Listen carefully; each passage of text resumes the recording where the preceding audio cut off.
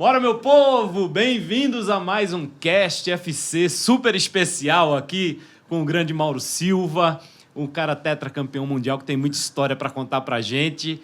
Hoje está numa função de gestão no futebol, a gente vai falar sobre isso também, mas eu queria te agradecer por nos receber aqui no seu trabalho na Federação Paulista de Futebol e te agradecer bastante por participar com a gente aqui do Cast FC. Rodrigo, é um prazer estar aqui com você, participar do Cast FC. Eu sempre falo que o futebol me deu tudo que eu tenho, então eu tenho uma dívida aí, muito que agradecer, e hoje está na parte administrativa da gestão. Me dá a oportunidade de continuar contribuindo para esse esporte, essa indústria que tem tanto para crescer no Brasil, tanto para melhorar, para desenvolver. Se a gente olha aí para o futebol espanhol, para a Premier League, enfim, os campeonatos bem organizados geram muita receita, muito dinheiro, tem um impacto grande no PIB do país, gera emprego, gera impacto social, tira crianças das ruas, adolescentes, meninos e meninas, leva para uma prática esportiva que ajuda tanto na formação, no desenvolvimento do ser humano, né? Então, estou muito feliz de continuar trabalhando aí, estar aqui na Federação Paulista de Futebol, contribuindo com o desenvolvimento do futebol brasileiro, que tem avançado, tem melhorado nos últimos anos, e a gente espera que um dia a gente consiga ter fora de campo o protagonismo que nós tivemos dentro de campo aí durante tantos anos, ser pentacampeão do Mundial. Boa, Mauro. Bom, a gente está começando o papo, é só o comecinho. Fica aí que vai rodar a vinheta agora. Solta, Léo.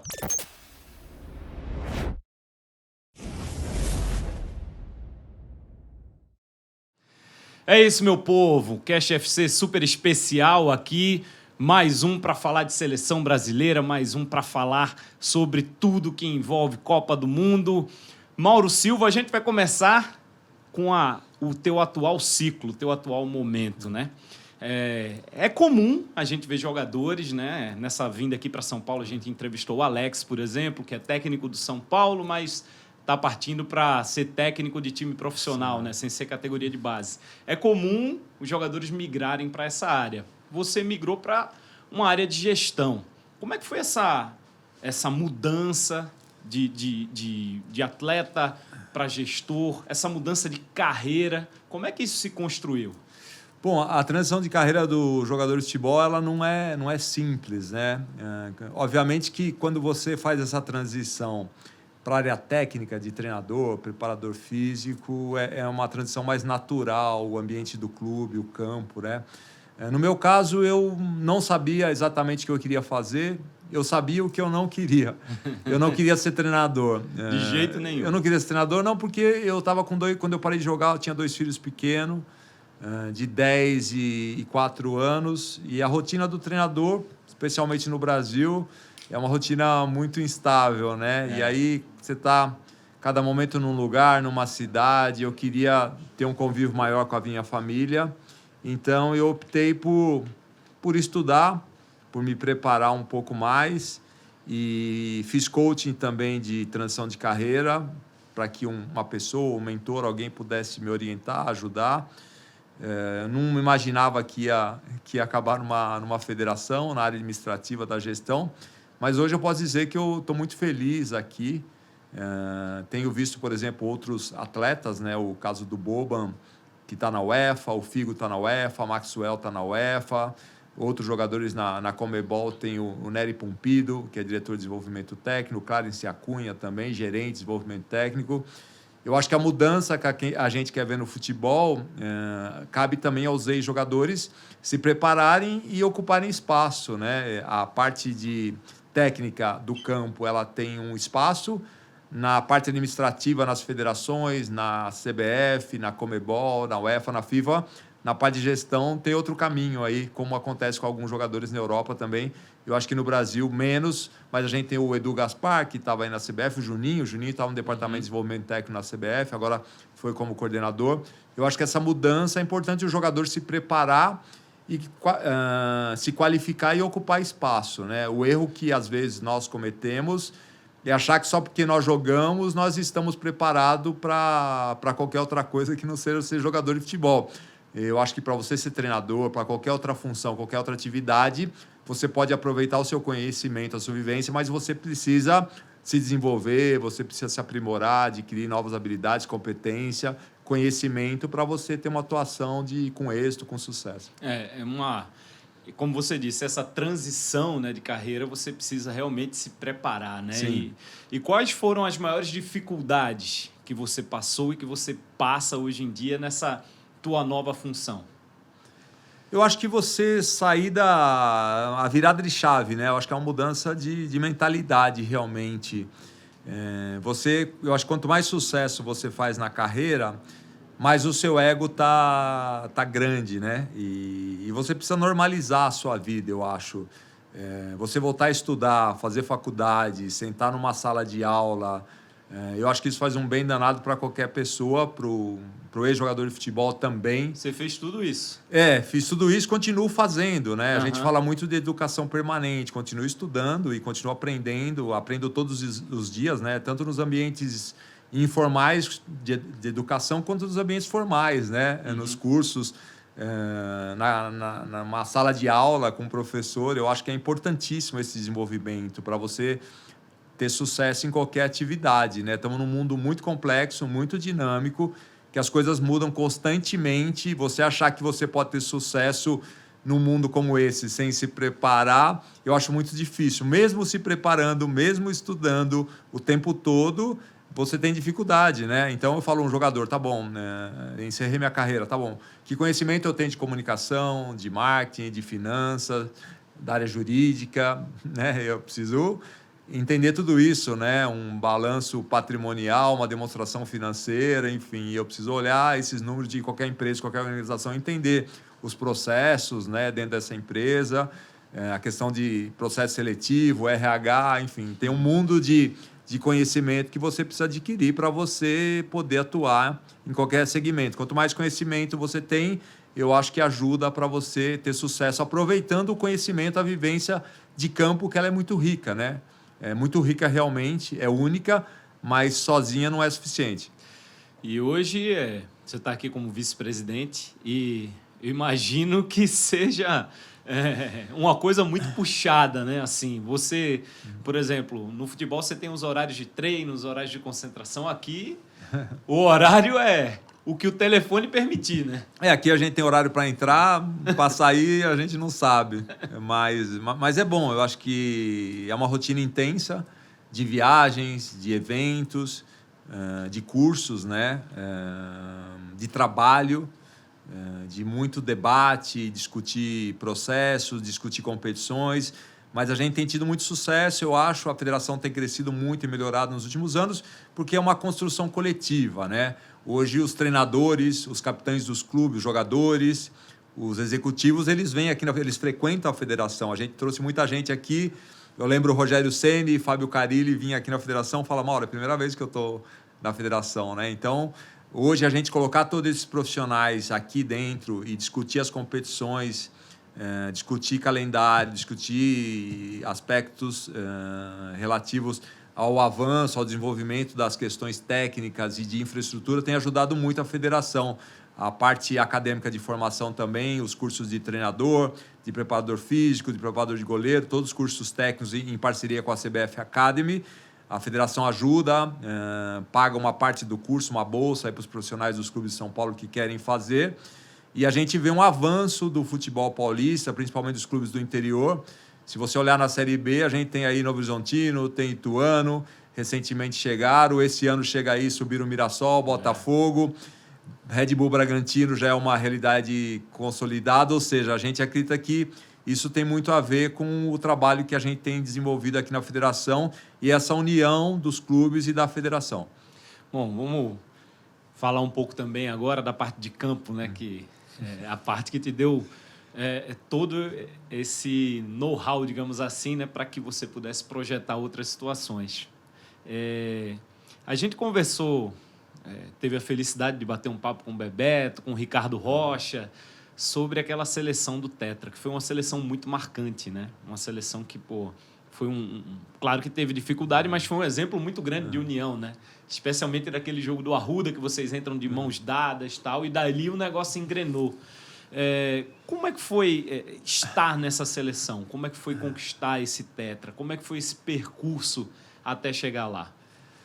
Foi um desafio enorme, né? Foi muitos obstáculos, muitas dificuldades, muitas críticas, muito sofrimento, mas um grupo que se fortaleceu e se uniu muito na diversidade aí. A gente pode destacar essa união do grupo, cada profissional, cada atleta trabalhando para o companheiro do lado.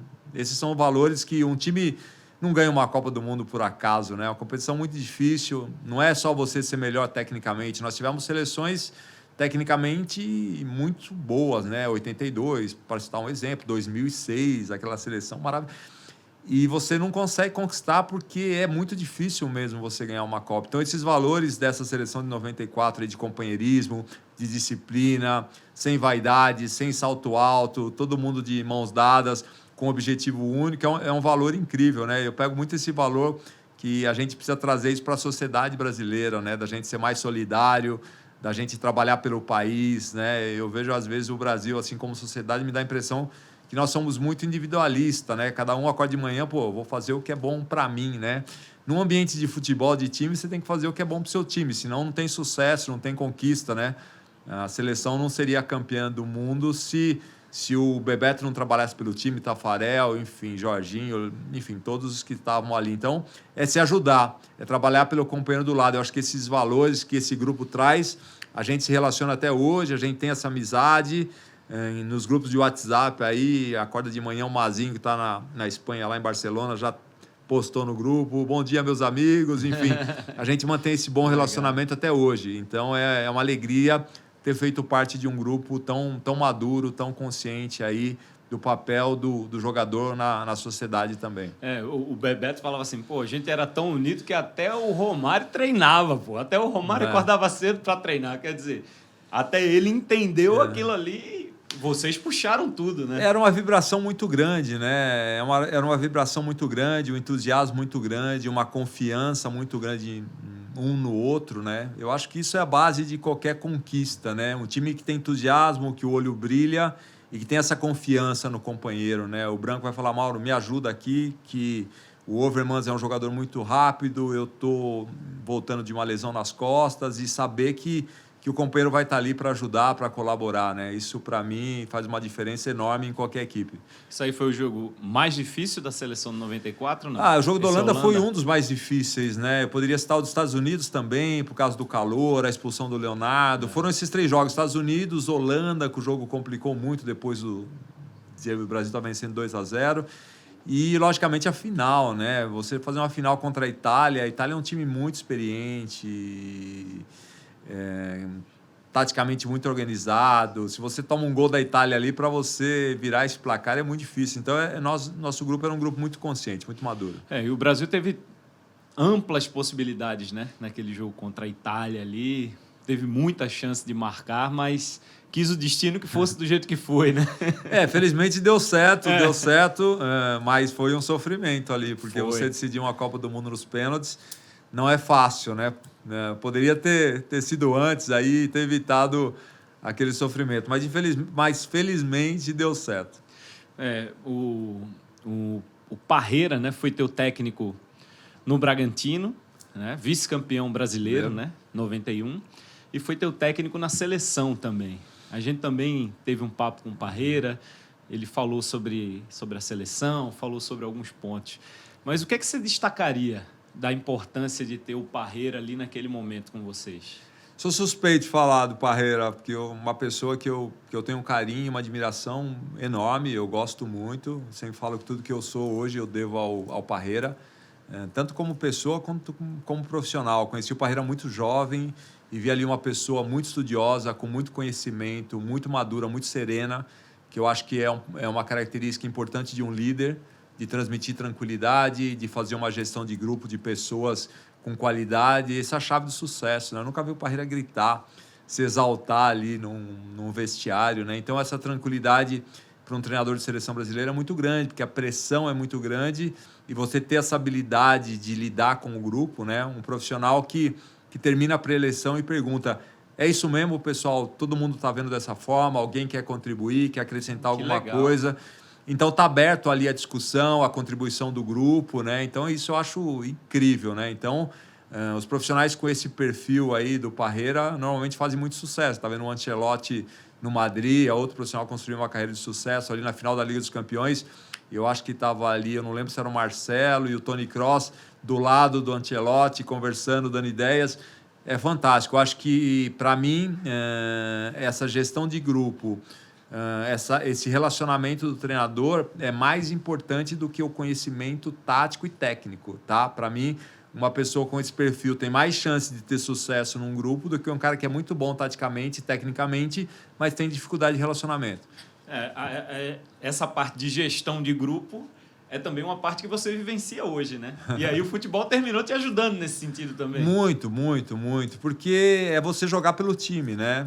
Eu, para mim, as conquistas que eu tive no Guarani, na base, no time de aspirantes, no Bragantino, né? Você ser campeão paulista com o Bragantino, ou chegar na final do Campeonato Brasileiro com a melhor campanha, o La Coruña 6 títulos de um time que nunca tinha jogado nem a Copa da UEFA, tem muito a ver com um trabalho de grupo, de união, porque para você competir com o Barcelona e com o Real Madrid, você precisa ter essa união. Para mim, é entusiasmo e confiança. Isso, para mim, são os valores que eu gosto muito dos profissionais que eu contrato, que vêm aqui para a federação, porque o conhecimento técnico você desenvolve. A pessoa, se ela não sabe falar inglês, ela aprende. Se ela não sabe utilizar uma ferramenta, você ensina. Mas, assim, se não tem entusiasmo, não é uma pessoa de caráter, de confiança, são valores muito importantes, né? Então, esse ambiente de colaboração, aqui na federação, a gente tem um time fantástico de profissionais, fantástico, que se ajudam o tempo todo, gente muito preparada, muito qualificada, mas um ambiente saudável de trabalho, de alegria também. E eu acho que isso faz muito a diferença numa organização, de você ter um ambiente propício, né? A você ter... Eu acho que a alta performance, ela exige isso, né? Esse ambiente necessário para essa entrega. Senão é quase impossível você ter essa entrega, essa produtividade. Essas pessoas não estão felizes, se elas não se sentem respaldadas ou cuidadas pelas lideranças, né? Pelos gestores.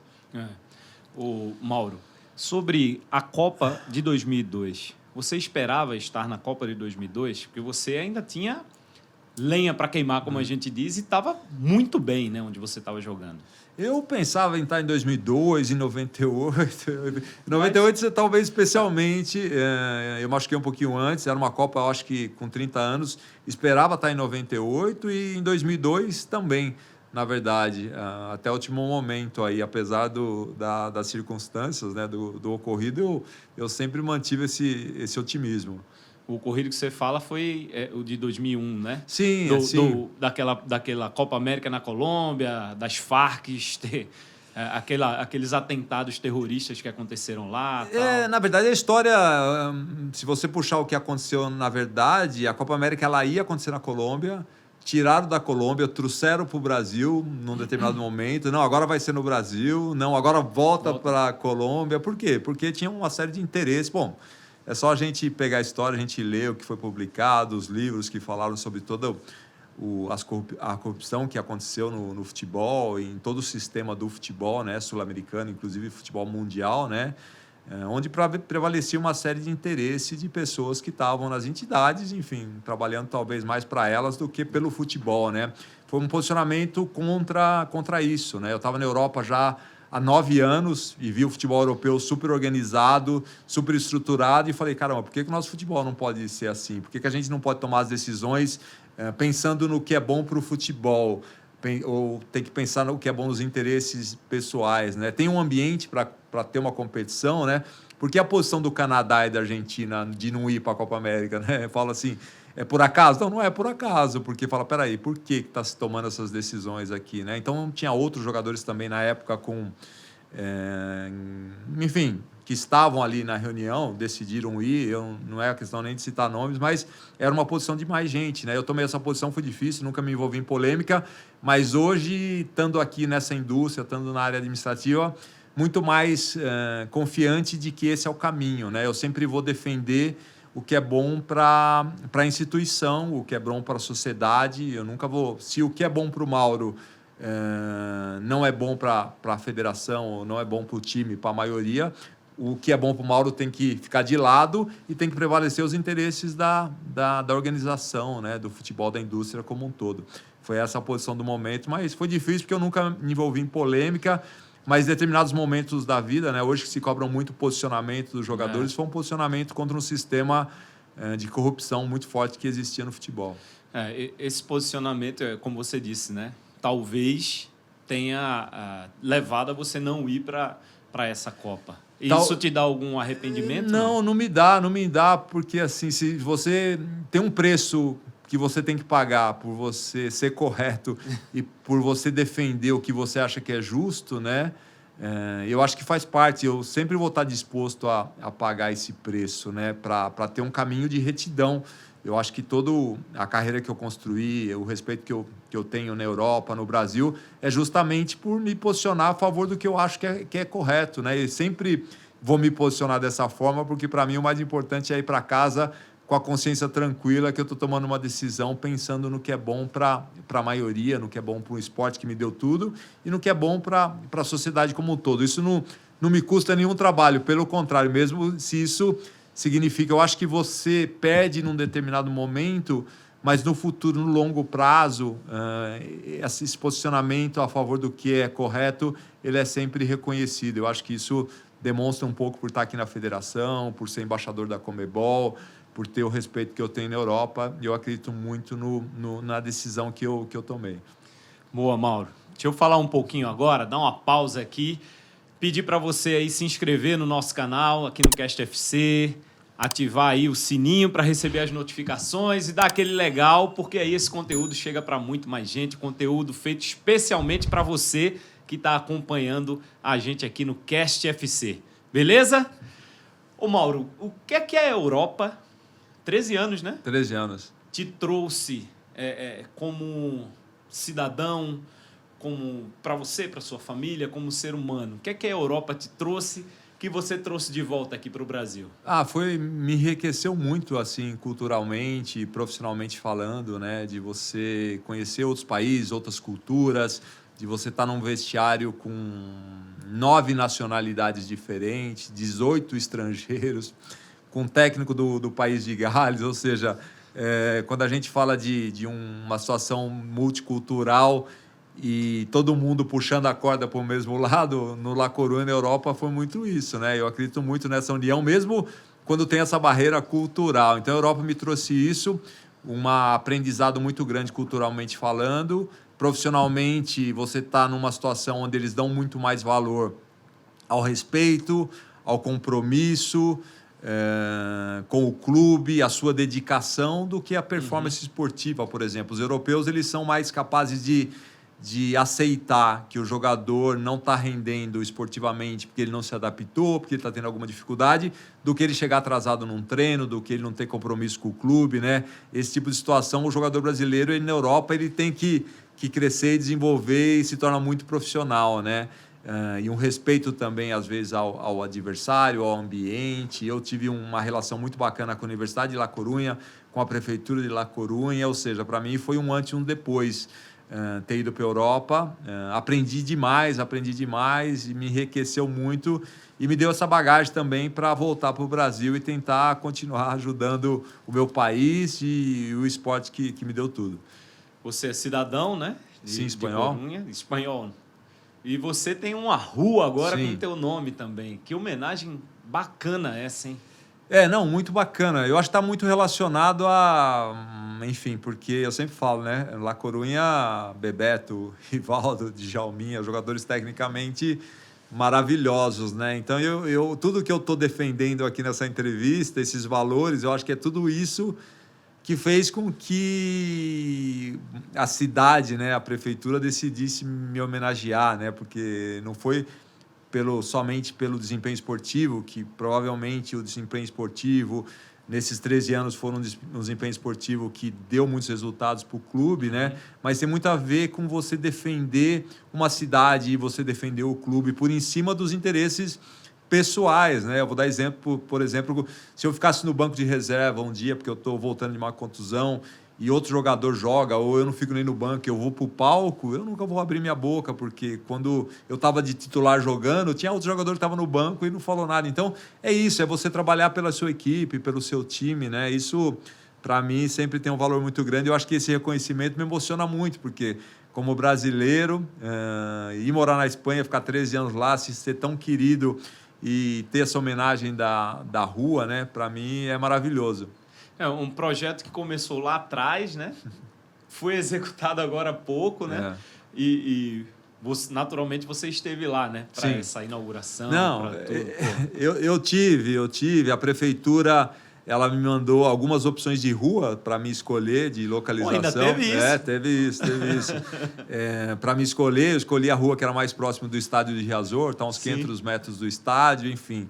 É uma rua pequena, mas ela está muito próxima do estádio. Eu falei, não, essa aqui é a que eu prefiro. Então, a relação com a cidade, com os empresários, ela se mantém até hoje, né? E esse network, esse relacionamento que você cria no futebol, você pode aproveitar também depois na sua fase de transição de carreira, né?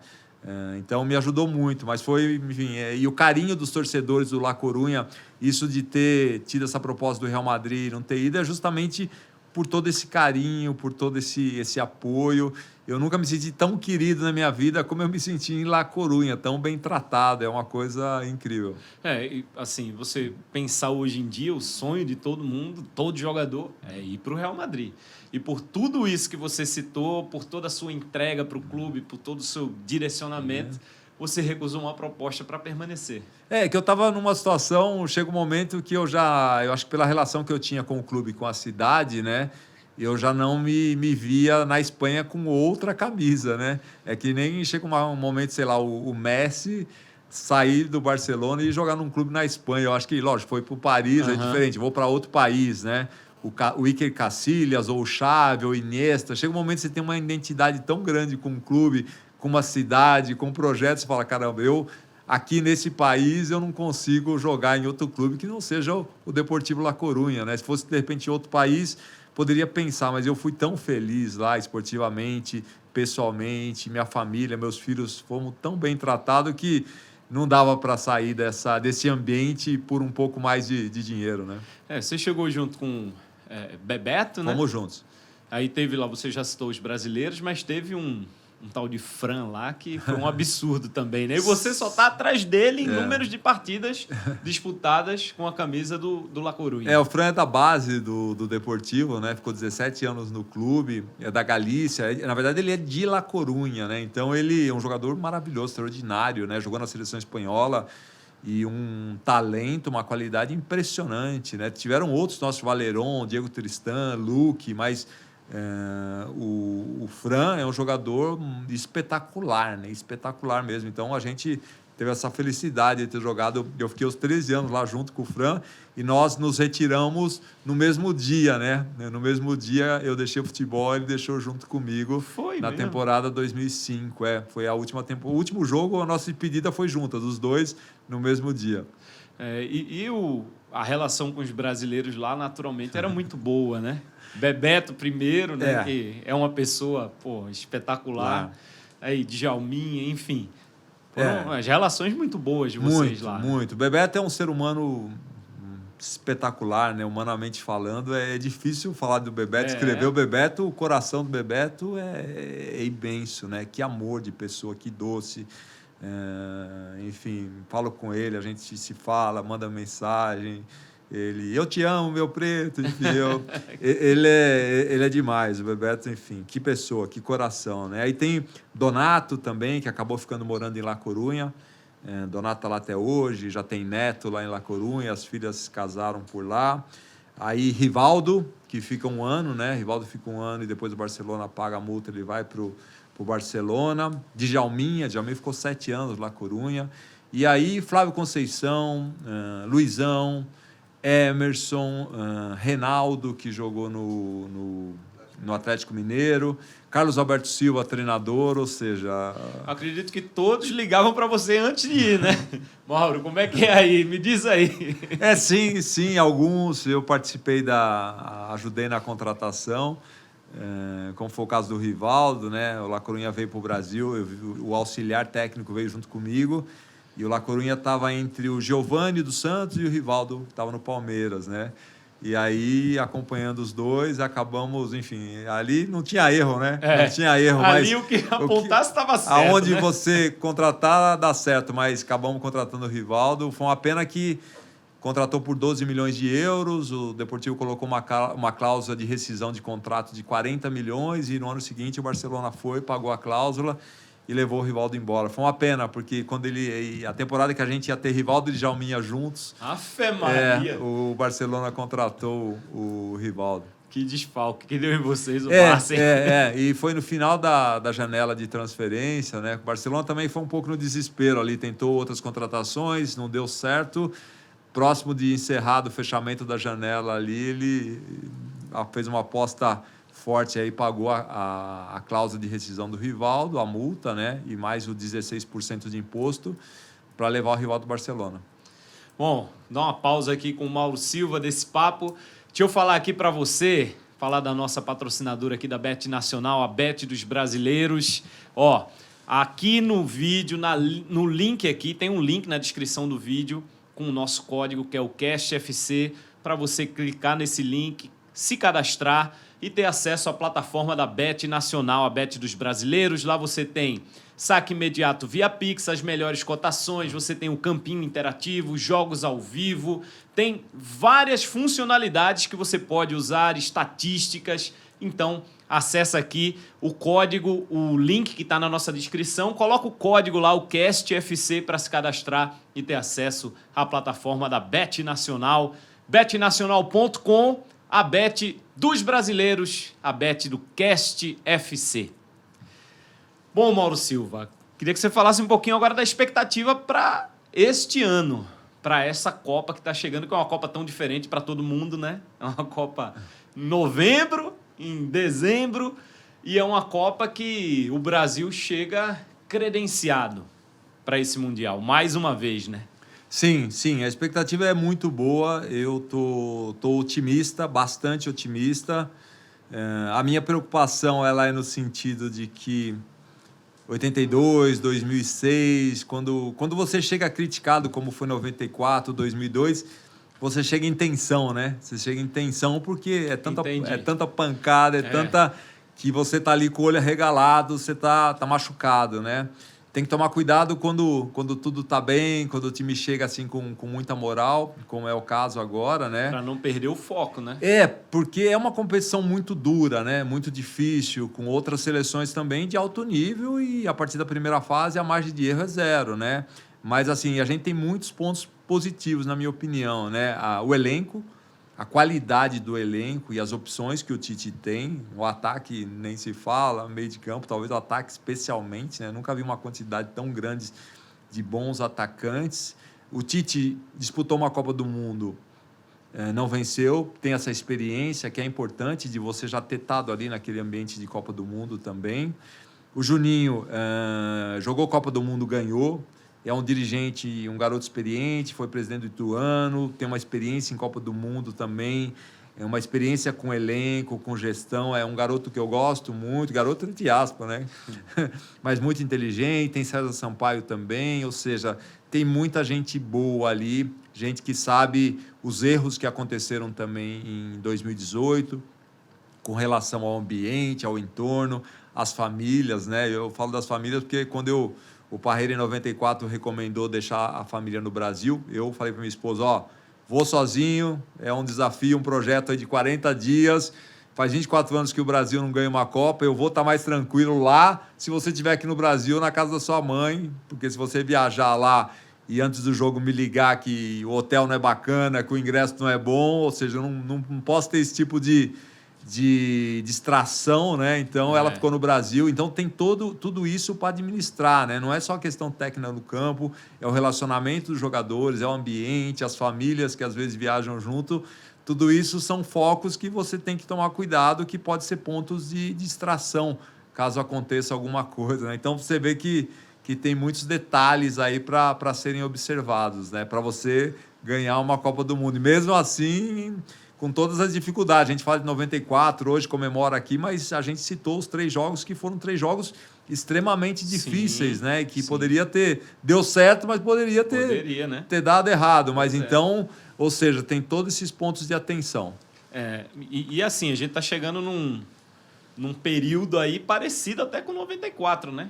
Lá em 94 eram 24 anos. Não, e agora são 20 anos. Se a gente não ganhar no Catar, a gente volta para a Copa dos Estados Unidos com 24 anos sem ganhar uma Copa. Então, eu acho que esse tem que ser o foco. Ninguém não vamos deixar chegar lá, não. Ninguém quer voltar para os Estados Unidos com 24 anos nas costas, né?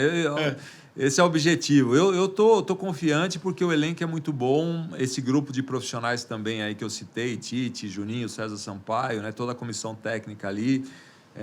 Tem o presidente Dinaldo, que assumiu agora a CBF também.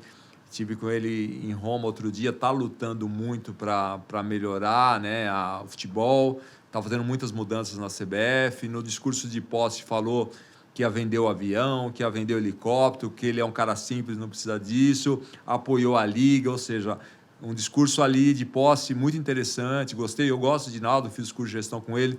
O presidente Reinaldo aqui da Federação Paulista é vice da CBF, ou seja, estamos num momento assim, momento que estamos falando de Liga, pode ser importante para a transformação do futebol brasileiro, de SAF, ou seja, tem muitas notícias boas, os times brasileiros chegando nas finais das competições continentais, né? Sul-Americana, da Libertadores, ou seja, o momento do futebol brasileiro é muito bom, acho que cabe a gente continuar trabalhando, lutando para a gente fortalecer, mas eu acho que tem muita notícia boa. Sobre a seleção ainda, aumentou, né, a possibilidade de atletas, né, a quantidade de atletas para a Copa do Mundo. E a gente sempre fica naquela, né? Pô, será que está faltando alguém ali? Eu acho que está faltando. Cada um vai ter um jogador ali que está faltando. Como é que você observa hoje o grupo que participou desses 2 últimos amistosos, né? Especialmente esse agora, Gana e Tunísia? O grupo está tranquilo. E pro Tite, eu acho que com 26 atletas, as dúvidas que ele poderia ter, 2, 3 nomes, com já 26... resolveu. Está resolvido. Eu acho que o difícil era no passado, quando você convocava uma seleção, ficava 2, 3 seleções de fora, né? Que a gente produzia muito mais jogadores, né? O Alex, por exemplo, né? O Alex, por exemplo, o Evair, centroavante do Palmeiras em 94. 94, Bebeto, Romário, Viola no banco, Miller no banco e Ronaldo Fenômeno no banco. O Evair do Palmeiras não foi convocado. Então, sobravam jogadores, sobravam atacantes, né? Então, nesse momento, eu acho que era uma discussão, ocorria muito mais polêmica, né? Havia muito mais polêmica porque a gente tinha um número de jogadores aí enorme. Eu acho que hoje, com 26, está de bom tamanho. Eu acho que o Tite não dá para reclamar. Eu acho que as dúvidas que ele podia ter, 2, 3 dúvidas, encaixam bem nesse número de 3 aí, que a mais que ele pode levar, né? Neymar vai ser a nossa referência. Você acha que vai ser ele, não? Ele deveria ser essa referência, sim. Ele deveria, né? É lógico que ali dentro de campo, torcendo muito para Vinícius Júnior, por exemplo, o Rafinha, os outros também, o Antony, né, que foi ter essa contratação, ou seja, também buscar esse protagonismo, buscar ser referência também. Quanto mais gente querendo ter esse protagonismo, melhor. Mas, claro, o Neymar, pela experiência, pelo nome que ele tem, ele pode ajudar esses jogadores mais jovens, mostrando o caminho, né? Orientando, apoiando, ajudando, né? Então, pela experiência dele, até por ser, na minha opinião, talvez a última oportunidade dele de ganhar uma Copa do Mundo, que eu acho que nos Estados Unidos já chega com uma idade um pouco mais avançada, não que ele não possa estar, mas se pensar como oportunidade, eu acho que para ele esse é o momento de ganhar essa Copa do Mundo, né? E para a carreira dele na seleção, pensando em história do futebol de legado, é a última chance que ele vai ter. Ele vai chegar com 30 anos, né? No maior nível físico, técnico, então essa é a Copa. É o momento, né? Vejo ele muito motivado, espero que continue assim, e é isso, realmente ajudar esses jogadores mais jovens a ser uma referência positiva para o grupo, é isso que eu espero do Neymar. Boa palavra, referência positiva. Não, positiva, sem dúvida, porque negativa nós não precisamos. Não precisa não, pelo amor de Deus. E os adversários, Mauro, o que é que você tem observado? Você acha que... A gente teve agora a Copa das Nações, né? Não sei se tem como ter uma referência, porque muda muito, né, para a Copa do Mundo. Mas, assim, tem um adversário que você acha que vai ser o mais forte, ou uns 2 adversários aí que estão prometendo, não? É assim, na minha opinião, Argentina, Alemanha. Tenho dúvida com relação à França. Acho que o time tá envelhecido, na minha opinião, tá? Posso me enganar, espero que não, mas... então, para mim, a Argentina é sempre um time muito perigoso. Acho que o Messi entra no que a gente estava falando um pouco na questão do Neymar. Se quiser essa comparação com Maradona, escrever o nome na história... tem o Scaloni, que jogou comigo no La Coruña, que eu conheço bem, é um louco assim, muito motivado, muito trabalhador, já ganhou uma Copa América depois de 28 anos, né? E é perigoso, porque é um cara que o olho brilha, nunca vi um cara tão motivado, tão lutador para ganhar, e com certeza agora é a oportunidade de ele ganhar uma Copa do Mundo, vai lutar como... Então, para mim, Brasil, Argentina e Alemanha. Tenho dúvida para mim, são esses três... tenho dúvidas da França, tá? Agora, outro ponto que eu destacaria é o caminho, né? O caminho é o pior caminho da história aí para chegar numa final, né? Pensar que nas oitavas a gente pode enfrentar Uruguai ou Portugal, né? Nas quartas, se eu não me engano, aí poderíamos pegar Espanha ou Alemanha, né? E depois eu acho que na semi, inclusive, dependendo do que acontecer, tem até chance de Argentina, né? Nas oitavas é Portugal, Uruguai. Eu acho que nas quartas Espanha e Alemanha e Argentina pode ir na semi, dependendo do que acontecer, né? Ou seja, o caminho ele é terrível, né? Não dá muito como fugir disso, porque imagino que o Brasil classifique em primeiro. A não ser que outra grande seleção classifique em segundo e altere um pouco isso. Mas, em princípio, esse é um pouco o cenário que a gente vai ter pela frente já nas oitavas. Para mim, é o Uruguai, ou acredito que Uruguai. Não, acredito que Portugal. Para mim, o Uruguai classifica em primeiro. Classifica em primeiro. Para mim, o Uruguai classifica em primeiro e o Brasil pega Portugal nas oitavas. Eita, a última Copa de Cristiano Ronaldo, provavelmente, né? Provavelmente, sim. Não, provavelmente não. Que não sei. O cara é... Quando o Roger Milá jogar com 40, não sei se ele vai chegar a tanto, mas provavelmente também o Cristiano Ronaldo. E é isso, a gente pega Portugal nas oitavas já. Então, o caminho realmente é um caminho duro. Bem difícil. Bem difícil, né? Você chegou a jogar com o Tite no Guarani, né? Sim, ou não? Sim. Joguei com o Tite no Guarani. Como é que era ali esse momento do Guarani, que foi o clube que projetou tantos craques, né, para o futebol brasileiro? Hoje está numa situação mais difícil, assim, mas... Foi muita gente boa que saiu do Guarani, né? Muito talento, né? Era um ambiente favorável, né? Para a formação. É isso, né? As coisas não acontecem por acaso, né? Existia todo um ambiente ali muito favorável realmente ao desenvolvimento humano. Assim, você fala? Como o apoio desenvolvimento humano, por exemplo, que eu citei, que eu sempre falo que tudo que eu devo, tudo que eu sou também, eu devo ao Guarani, né? Eu chego no Guarani, o Guarani me coloca num colégio técnico da PUC Campinas para fazer processamento de dados, cursinho objetivo, curso de inglês. Com quantos anos você chegou lá? Eu cheguei com 16 para 16 anos. Ou seja, toda essa questão de desenvolvimento humano, eu tinha um problema de pele, isso na base, né? Eu pegava o recibo da consulta médica, pedia reembolso. Eu tinha tênis de corrida, tênis para treino técnico, ou seja, um material, nutricionista... a estrutura era referência para mim. Cheguei na Europa, tinha times na Europa que não tinha estrutura, o Guarani tinha, né? Naquela época. Então, Guarani e Ponte revelavam muitos jogadores, porque era um modelo de formação. Outro dia, eu até falei com o presidente da época, o Leonel Martins, me ligou, fiquei feliz de falar com ele. Falei, presidente, me explica por que o Guarani era tão bom na base, porque havia tudo. Ele falou, Mauro, porque o que eu realmente gostava, me disse ele, era da base. Ele falou, eu gostava... Lógico que o profissional é importante, mas para mim a base era... E eu acredito muito nisso nos clubes brasileiros, né? Da gente investir na base. O jogador que é formado em casa, ele é mais barato, ele tem uma identidade maior com o clube.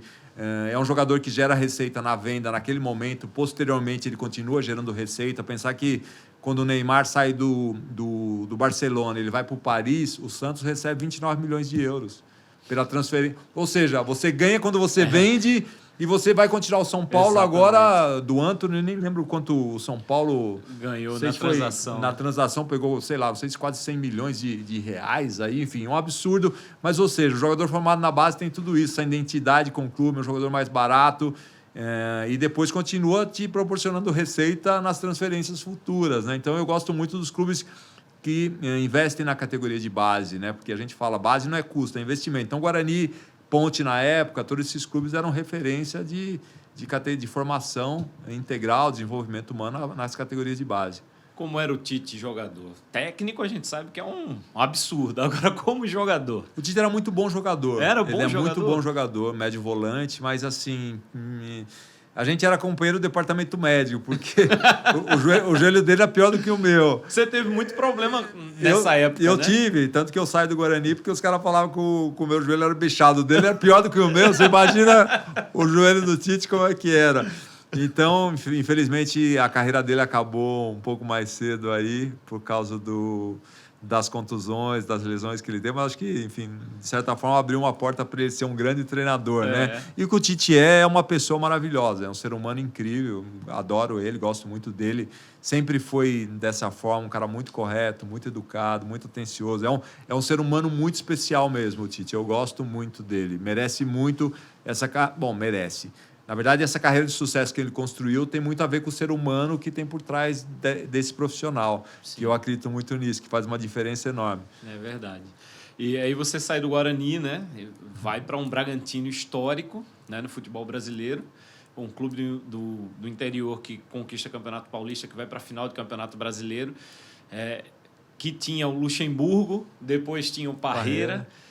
E foi um time marcante demais, né, para o futebol brasileiro. Foi. Porque, enfim, foi um momento muito especial para mim. Eu tive a sorte, né? Saio do Guarani, chego no Bragantino, encontro o Vanderlei Luxemburgo. Mas você saiu do Guarani, assim, não foi uma transação, né? Mas já estava difícil para você lá por causa das lesões, né? Tava, sim. Eu acho que até a transferência tem a ver um pouco com as lesões de o clube achar que o jogador é um jogador bichado, como se usa, sim, aí na gíria do futebol, né? E aí preferiu fazer essa negociação com o Bragantino. Mas, para mim, chegam no Bragantino enquanto o Vanderlei Luxemburgo, ganhamos a Série B em 89, Campeonato Paulista em 90, fui convocado para a seleção pelo Falcão, ou seja, mudou a minha vida estar no Bragantino, né? Ali, depois, Carlos Alberto Parreira, que eu começo a conviver, nós fizemos uma amizade, uma pessoa que eu gosto, que eu admiro, que tem um relacionamento até hoje.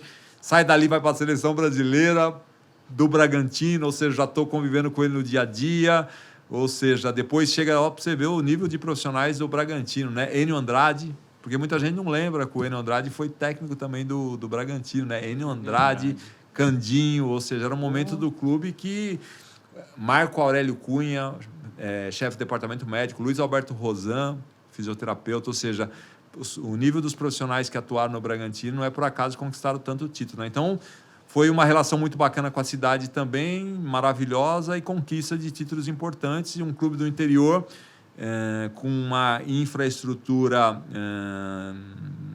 que não podia comparar com os grandes clubes, com muitas carências, mas que ganha o Campeonato Brasileiro da Série B, o Campeonato Paulista e chega no Brasileiro de 91 fazendo a melhor campanha numa final contra o São Paulo, jogando por 2 empates. Foi um timaço realmente, incrível, né? Que incrível. Eu não sei quando isso vai acontecer de novo, infelizmente, né? Porque hoje o negócio já está muito difícil, porque os clubes financeiramente estão muito bem, montaram times muito fortes, né? É muito difícil hoje em dia a gente ver uma coisa dessa acontecer de novo, né? Porque você tem um orçamento reduzido e você tem que, na hora de contratar, na hora de montar esse time, aí são cidades que são menores também, que geram uma receita menor do que um grande centro, um grande estádio. Tem todas essas dificuldades aí para você competir com os grandes clubes, né? E assim, já por ser um clube do interior, né, como você disse, com uma estrutura um pouco menor, já teve tinha na época, vocês passaram com algum perrengue, alguma coisa assim mais complicada, não? Todo tipo de perrengue, né? Nós passamos, eu falo assim, mas era isso, é um grupo muito unido, né? Tinha, às vezes, dificuldade de você ter campo para treinar, né? Que você cada dia treinava num campo diferente. Na concentração, lá era uma chácara, que a gente concentrava numa chácara, tinham 3 quartos e a gente dividia os jogadores em 3 quartos, dormia, sei lá, 7, 8 em cada quarto, enfim. Mas isso não importa, né? Eu falo, quando tem uma atitude, tem um entusiasmo, tem qualidade. Foco, a vontade. Mesmo você tendo todas as dificuldades, o time consegue superar tudo isso. Né? E vocês conseguiam dormir 3, 4 no mesmo quarto? Imagino que a conversa ia até altas horas. Então tem que chegar no momento, gente, vamos dormir que amanhã tem jogo, né? Aí o pessoal tem que respeitar lá, porque é importante descansar todo mundo aí para chegar no jogo em condições. É isso. Mauro, eu vou chamar um momento aqui que a gente tem no programa, que chama-se Mantos e Memórias, de um parceiro nosso, do Jorginho Peixoto, que é um colecionador de camisas, né, que tem mais de 1.500 camisas e conta a história de cada uma delas. Hoje ele vai contar a história de um companheiro do Mauro, né, de seleção, do Cafu, na Roma, com a camisa do Cafu. Diga aí, Jorginho Peixoto. Parla Rapozzo! Sto qui con la maglia da squadra più grande d'Italia. Calma. Più grande não. Più grande é a maior. Não foi a maior. Mas foi um dos times mais emblemáticos que eu vi jogar. Quem não lembra de Totti, Vincenzo Montella, Batigol e desse gigantesco que fez para mim a melhor temporada dele na Itália. A temporada que eu tenho certeza que foi uma temporada emblemática de virada de chave na vida profissional dele. A temporada de Cafu, meu velho. Esse aqui é para os italianos que chamam Totti de Il Capitano. Esse aqui é o Il Capitano de tutti i brasiliani. Esse aqui é o cara. O nosso pentacampeão Cafu, que fez uma temporada de ouro pela Roma, entregando um scudetto que até hoje é lembrado e celebrado por eles. E é isso. Esse time aqui era o time de todos os brasileiros na época. O scudetto já não era mais aquele campeonato tão incrível. A Premier League estava começando a chegar para roubar a cena no futebol mundial. Mas esse foi o último scudetto que todos os brasileiros acompanharam. E essa camisa eu tive a honra de ter ela, comprar ela na loja da Roma, no dia que a Roma foi campeão. Infelizmente eu não estava lá no Estádio Olímpico, mas eu estava na cidade, fui na loja da Roma, personalizei e meu avô, na época, meu amado avô Mário, me deu de presente essa camisa aqui. É isso, galera. Cafu, essa tá na tua história e tá na minha também. Valeu! Aí, Mauro, Cafu. A gente tava conversando aqui enquanto tava rolando o Mantos. Vocês se enfrentaram nessa final de 91, que a gente citou há pouco, né? E aí, final... o Tele surpreendeu. O Tele surpreendeu, sim. Colocou o Cafu aberto, né? Acho que pela esquerda, como quarto homem ali.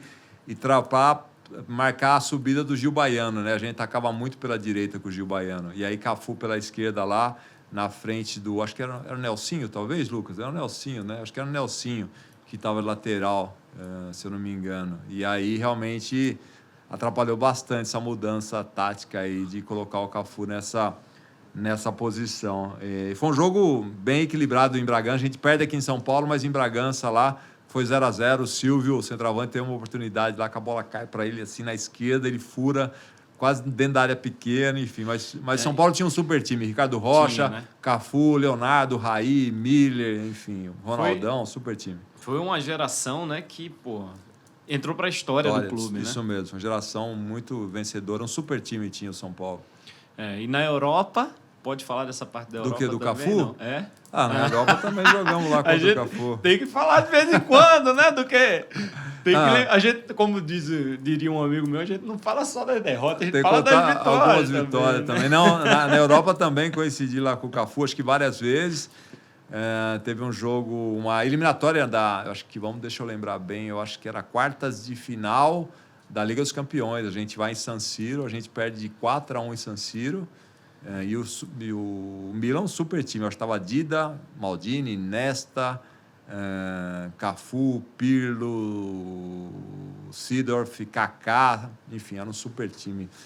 E a gente perde 4-1 em San Siro, e aí para a gente poder passar a eliminatória, a gente precisava, para empatar a eliminatória, precisava ganhar de 3-0 em La Coruña.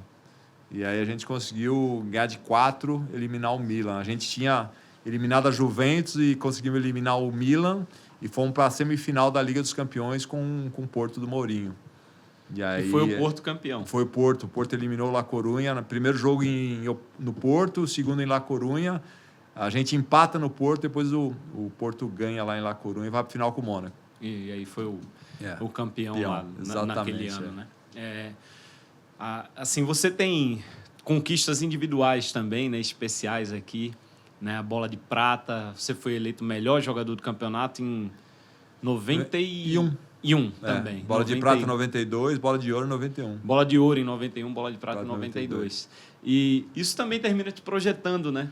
Assim, porque, pô, quando o cara conquista uma coisa dessa individualmente, você sempre falou muito em coletivo, mas uma conquista individual projeta muito. Não, né, projeta muito, sim. Principalmente você bola de ouro no Bragantino, né? E jogando numa função ali mais para trás, né? Num campeonato que tinha Bebeto, Romário, enfim, grandes jogadores aí, enfim, Raí, enfim, grandes jogadores, né? Então realmente projeta, mas é fruto do trabalho coletivo, né? É de chegar numa final de Campeonato Brasileiro. Então realmente eu sempre falo que tem uma frase que eu gosto que fala assim que conquista coletivas, né? Elas geram benefícios individuais, né? Quando o time ganha, todo mundo ganha. Eu virei nome de rua em La Corunha sem ser o Bebeto, sem ser o Rivaldo, sem ser o Jalmi. Ou seja, quando o time ganha, conquista, maior ou menor medida, todo mundo ganha, né? O benefício é para todo mundo. Então, por isso que é tão importante você lutar, trabalhar pelo seu time. Ô Mauro, qual foi assim o jogo? Você falou agora desses jogos lá da Europa, né? Da Champions. Claro, jogos muito difíceis. Isso. Mas qual foi o jogo mais importante para você? Foi o da Copa, da final, por tudo que envolveu? De clubes, teve algum além desses? Para mim, o a final da Copa do Mundo, sem dúvida. Sem dúvida, tetracampeão do mundo depois de 24 anos, foi muito importante essa conquista. Teve outros jogos importantes, eu destacaria também quando a gente ganha o Campeonato Espanhol. O La Coruña nunca tinha ganho o Campeonato Espanhol, a gente ganha pela primeira vez o Campeonato Espanhol. No jogo contra o Espanhol de Barcelona em La Coruña, a gente vence 2-0 no último jogo, supera o Barcelona e conquista o título espanhol. E também tem uma conquista que é importante, que é a final da Copa do Rei, no Santiago Bernabéu contra o Real Madrid, de Figo, de Zidane, de Raul, de Roberto Carlos, né? A Copa do Rei é uma competição que a final é decidida com antecedência, ou seja, a final da Copa do Rei deste ano ela iria acontecer no estádio Santiago Bernabéu. Era aniversário de 100 anos do Real Madrid e o Real Madrid chega na final com o La Coruña, ou seja, a comemoração dos 100 anos de aniversário do clube seria numa final na Copa do Rei em casa, com a presença do rei Juan Carlos, a rainha Sofia, o príncipe Felipe, o primeiro-ministro que na época eu acho que era, não sei se era o José Maria Aznar ou o Mariano Rajoy, o Blatter, ou seja, todas as máximas autoridades políticas e esportivas estavam, ou seja, o Real Madrid estava com a festa pronta ali e o La Coruña vai e estraga a festa aí do Real Madrid, mas foi um jogo marcante também. Mauro, queria te agradecer por ter participado aqui com a gente, te agradecer por receber a gente aqui, agradecer a todo o pessoal da federação que nos tratou super bem aqui, como você disse, né? O espelho, né, de vocês que estão lá em cima é o pessoal. Agradecer aqui ao Lucas que está aqui, a todo mundo que tratou a gente super bem. E dizer muito obrigado. Valeu. Cash FC realmente fica muito feliz em ter esse papo com você. O prazer foi meu aí, parabéns pelo trabalho. É uma honra receber vocês aqui na federação, que vocês continuem aí com o programa, que tenha muito, muito sucesso. É ano de Copa do Mundo. Espero que no final do ano a gente tenha essa alegria, que vocês consigam fazer o Cast FC aí, comemorando a Copa essa conquista que é tão importante no futebol brasileiro. Aí. Parabéns, muito bom estar aqui com vocês. Vamos lá, comemorando o Hexa, né? Comemorando o Hexa, se Deus quiser. Amém, se Deus quiser. Valeu, obrigado, Mauro. Um abração, Rodrigo. Um abraço.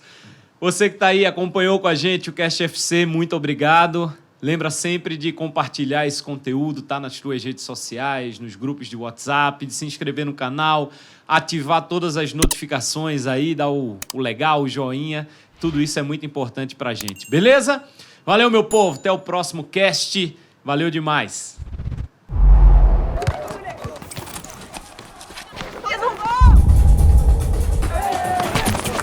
A gente sabe o que é ser brasileiro. Querer ser o melhor do mundo. Virar notícia. Correr atrás. Nascer driblando tudo. Tudo mesmo. Sem abrir. Aqui é brabeza. Teimosia. Esquece. Aprender a cair e dar aula de levantar. Deu ruim? A gente tenta de novo. De novo. De novo. De novo. E de novo. E sair pro abraço. Porque somos todos brasileiros. Somos a Bet Nacional. A Bet da tropa. A Bet da Paula, da Luli, do Lucas. A Bet da Ana, do Luiz, a Denise. A Bet do Vinícius Júnior. A Bet dos brasileiros.